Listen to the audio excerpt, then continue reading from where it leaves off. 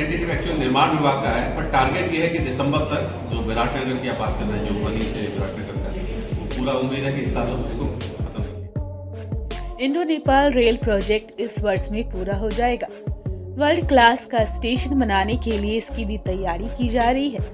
जो नए स्टेशन बनाए जाएंगे जहां से कई राज्यों का संपर्क होगा। वैसे स्टेशनों पर और सुविधाएं कैसे बढ़ेगी, इस पर चिंतन कर उसे वर्ल्ड क्लास का स्टेशन बनाया जाएगा। इसके साथ ही जो पहले से स्टेशन है उसे भी सभी सुविधा से लैस करते हुए वर्ल्ड क्लास के स्टेशन बनाए जाएंगे, जिसमें एनजेपी, दीमापुर, कामाख्या और कई रेलवे स्टेशन शामिल हैं। अभी वर्तमान में 17 स्टेशन में लगेज स्कैनर कार्यरत हैं और अन्य स्टेशनों पर भी लगेज स्कैनर लगाई जाएगी। यात्रियों की डिमांड पर किसान रेल ट्रेन चलाई जाएगी। रेल की पहली प्राथमिकता सुरक्षा और सुरक्षित यात्रा है। इसमें कोई भी लापरवाही बर्दाश्त नहीं करेंगे। रेल में एक ही जगह पर जमे कर्मचारी और अधिकारी की सूची तैयार कर ली गई है। वे सभी जल्द ही हटाए जाएंगे और दूसरी जगह ट्रांसफर किया जाएगा। यह बातें एनएफ रेलवे के महाप्रबंधक अंशुल गुप्ता ने प्रेस वार्ता में कही। उन्होंने कहा कि स्टेशनों पर यात्रियों की सुविधा के मद्देनजर कैटरिंग और वेंडिंग स्टॉल की संख्या बढ़ाई जाएगी।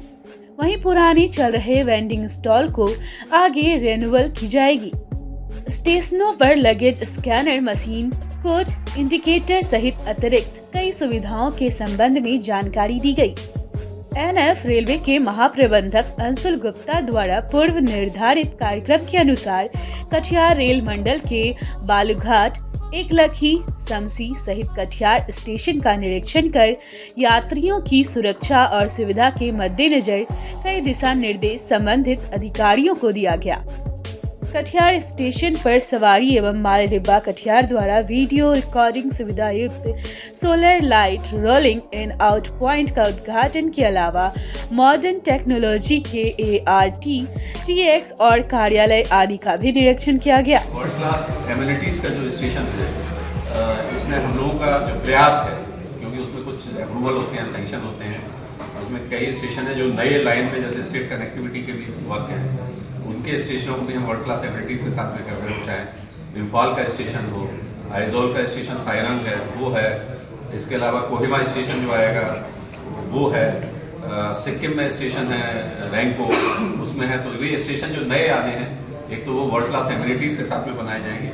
जो हमारे एग्जिस्टिंग स्टेशन है उसमें क्या फैसिलिटीज हम बढ़ा सकते हैं, जिसमें कामाख्या स्टेशन प्रमुख है, तो कामाख्या स्टेशन में कैसे वर्ल्ड क्लास एमिनिटीज हम दें। उसके अलावा और भी स्टेशन हैं जिसमें हम स्लोली सॉफ्ट अपग्रेड करके, जिसमें एनजेपी भी शामिल है, न्यू जलपाईगुड़ी भी शामिल है, दीमापुर भी शामिल है, नाहरलगुन भी हैं, उसको सॉफ्ट अपग्रेड करके किस तरह से जो सुविधाएं जो यात्रियों को मिलनी चाहिए, ये आज के माहौल में, आज की जो डिमांड है उसमें दे पाए। तो हम लोगों का प्रयास है कि वो चीज़ें भी वहाँ हम लोग दे पाए जो है स्टेशनों पर।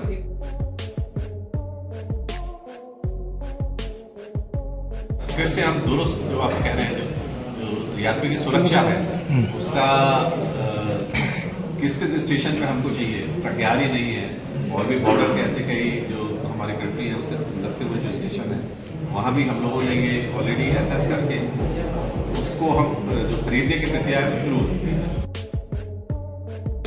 हमारा ये है कि जो जितने भी प्लेटफॉर्म हैं, जो कैटरिंग स्टॉल हैं, उसमें कैसे और इजाफा किया जाए पैसेंजर्स की। आजकल की जो टेस्ट है, जिस तरह का उनकी रिक्वायरमेंट है, तो हम लोगों का प्रयास है कि हर प्लेटफॉर्म पर जो गाड़ियों की संख्या बढ़नी है और भी रिक्वायरमेंट बढ़नी है, तो हर प्लेटफॉर्म पर, हर स्टेशन पर, वो चाहे छोटा हो चाहे बड़ा हो, किस तरह से कैटरिंग स्टॉल की तादाद को बढ़ाया जाए।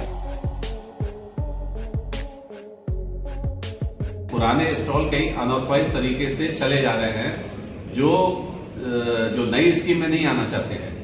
नई स्कीम में उनको कई चीज़ें ऐसी हैं जो रखनी है, मिल्क पाउडर है या जो मल्टीपर्पज़ चीज़ें होती हैं, बट वो कुछ लोग अनऑथराइज तरीके से उसको चलाए जा रहे हैं।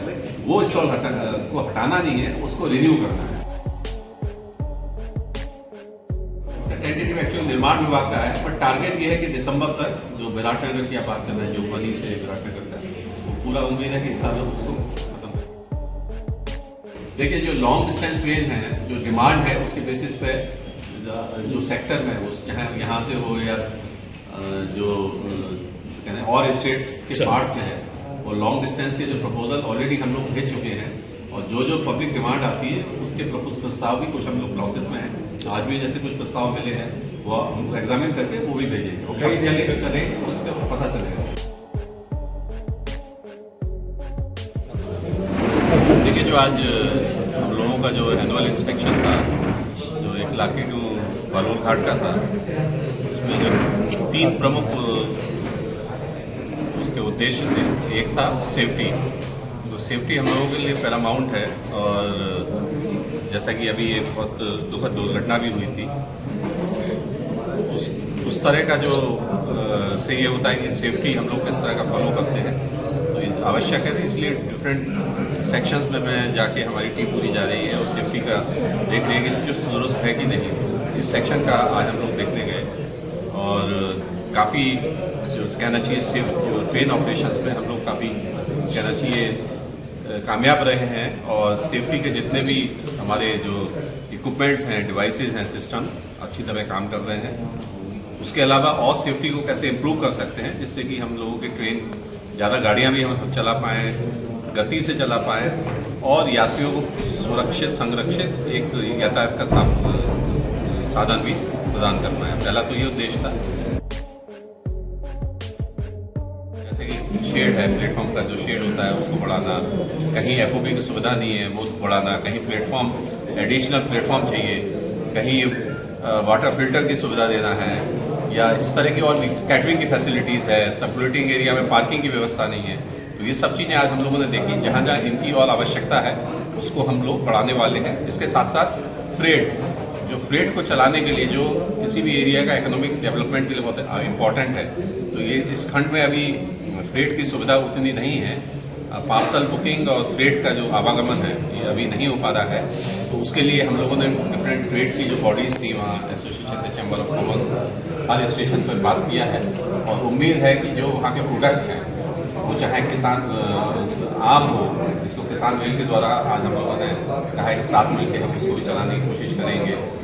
और इसी तरह से जो वहाँ फूड ग्रेन है, चाहे वो राइस हो चाहे वीट हो, उसके लिए भी हम लोगों ने ऑफ़र किया है कि जो स्टेशन हैं उसको हम लोग खोलेंगे, वहाँ जहाँ प्लेटफॉर्म लोडिंग हो सकती है उसको ओपन करेंगे।